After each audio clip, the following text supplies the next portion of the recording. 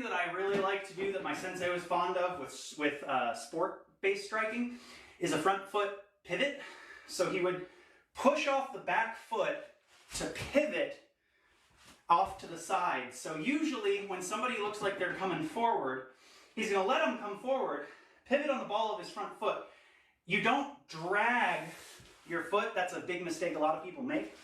You actually want to pivot and push with the ball of this foot to force yourself to the side. And as you do that, you throw the jab with your lead hand. Right? And if they're coming in towards you this way, that typically causes you to hit the side of the jaw with that punch. I've seen footage of my late sensei competing in koshiki, which is sparring in armor. It's full contact, continuous sparring. You have a chest protector, kind of like an umpire's chest protector, and a headgear with a plastic face shield. And I have seen him knock out multiple people with a jab using this. It's super simple, but it's hard to get good at, right? Because there's a timing aspect of them coming in and you pivoting on time, and there's the mechanical aspect of doing this pivot properly.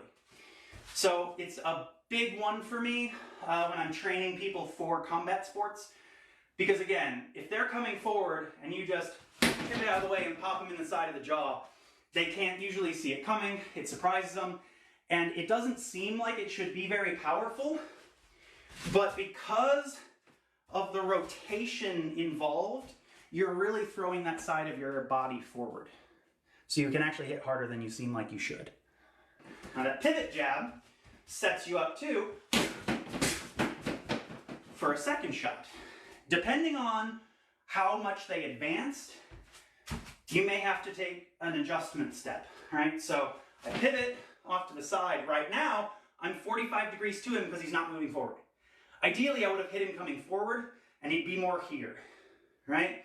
Now, if that's the case, I don't have to adjust at all. I just fire off my next shot, right?